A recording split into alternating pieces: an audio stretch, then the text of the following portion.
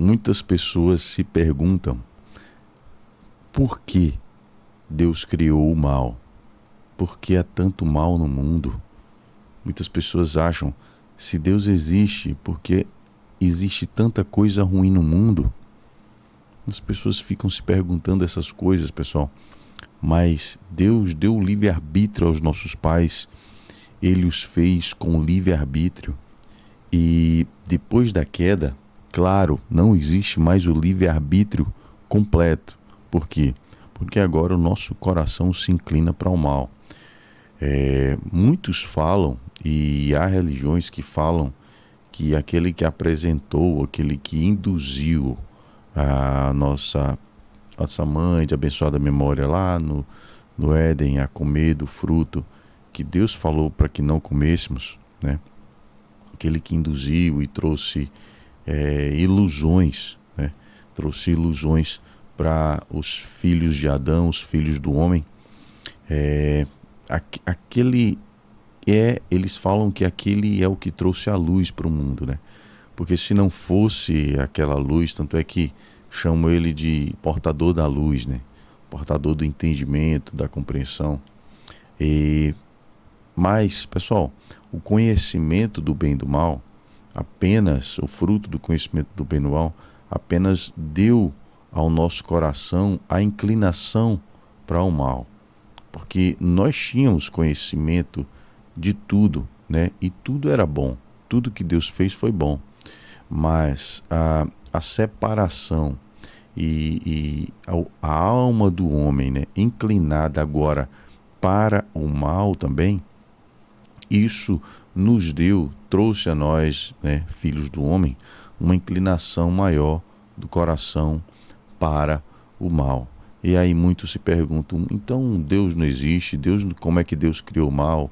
Como é que Deus vê tanta coisa ruim acontecendo, né? E Deus permite tudo isso? Pessoal, olhe só, Deus deu o governo da terra, de toda a terra, ao homem. E se o homem entregou o governo da terra a outro, claro, depois o Eterno vai tomar de volta o governo da terra, entregar a um homem que é justo, que é Machia, né? E as pessoas se perguntam, mas existe um tempo. Quando Deus entregou, Deus fez o mundo em 7 dias, de 6 dias, e no 7º dia descansou. E a terra vai descansar também.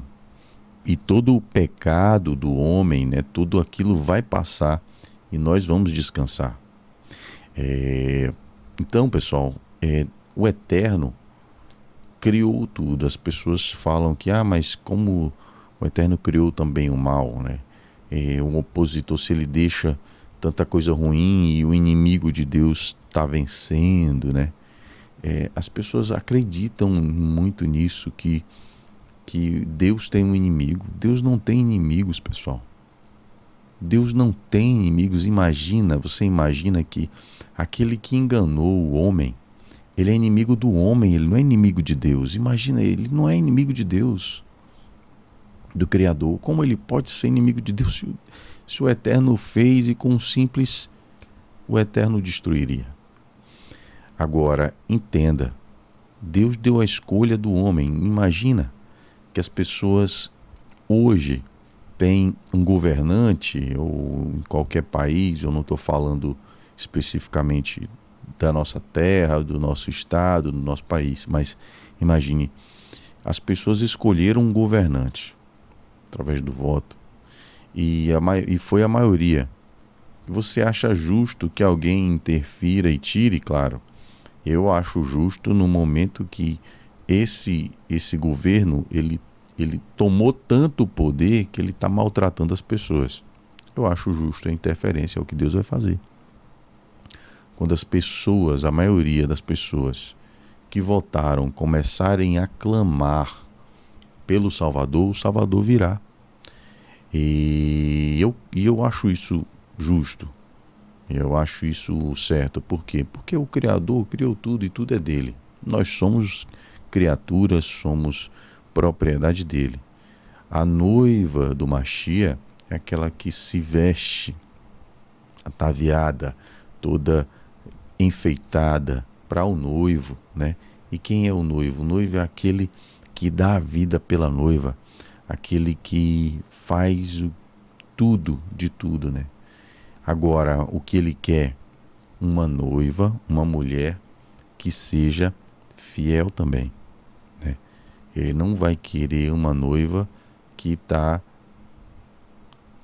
tendo despedidas de solteiro com outros homens, com outros deuses, com outras pessoas que vão falar após ele e ela vai ser enganada por ventos de doutrinas, né? Vocês me entendem?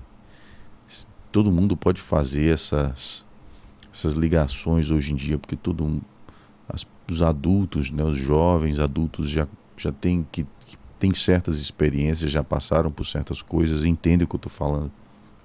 Então, olha só, lá no Éden, um homem, uma criatura, começou a falar coisas para nossa mãe, de abençoada memória, e ela deu ouvidos.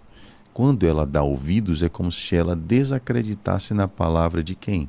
Do marido, do Adão, nosso pai de abençoada memória, né?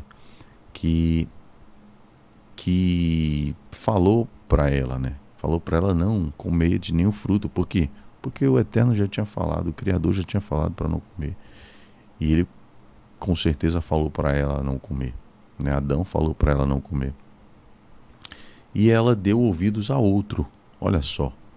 Então, muitas vezes o marido chato ali, o pai chato, aquela figura que está falando para você não fazer aquilo, ele quer seu bem, né? E muitas pessoas fazem essa ligação das leis, dos mandamentos do Eterno como se fosse algo ruim, algo que não é bom, né? Que é uma penitência, que é muito difícil. Mas olha só, mais difícil ainda, pode ser difícil porque nosso coração se inclina para o mal, mas mais difícil ainda é você viver sem a presença do Eterno, sem a bênção do Eterno, sem a proteção do nosso Pai, né?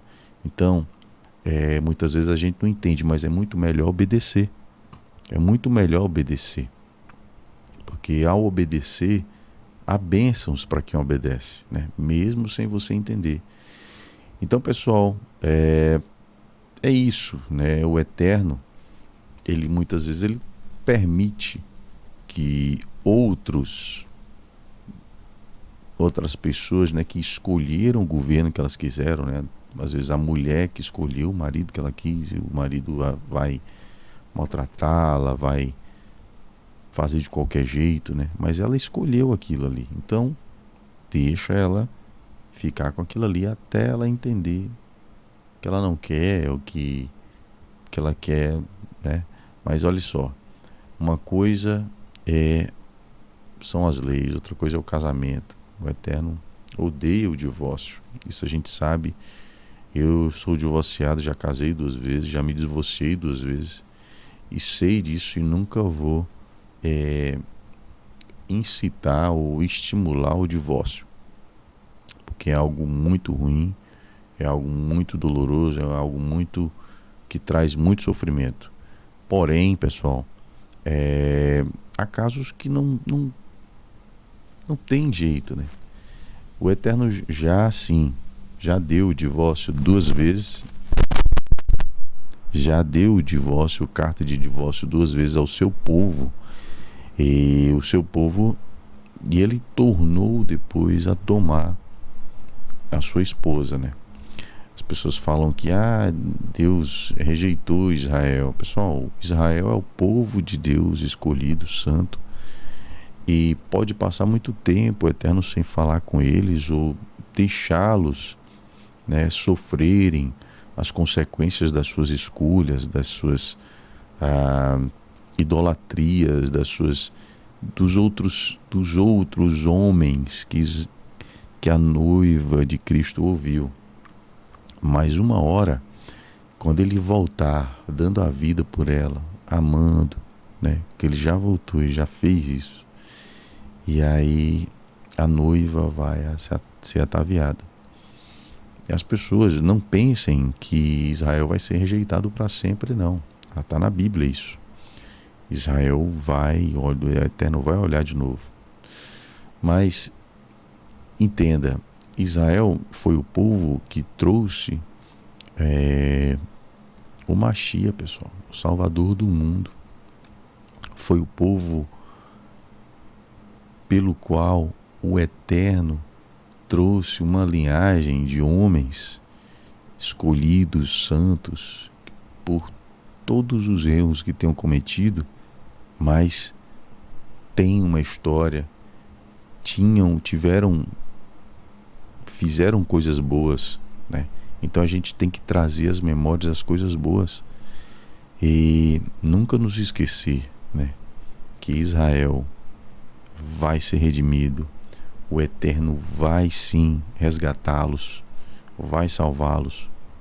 Agora, quem não entende isso, né, e quem rejeita Israel, quem acha que religiosos que acham que vocês não entendem, vocês rejeitaram o Mashiach e vão tacar pedra em Israel e vão achar que...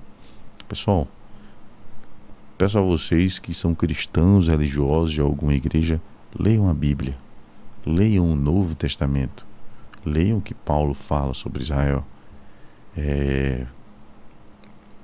Não dá para fazer uma diferença, uma divisão entre Israel e o povo de Deus, até porque os primeiros judeus, os primeiros cristãos eram judeus messiânicos, pessoal.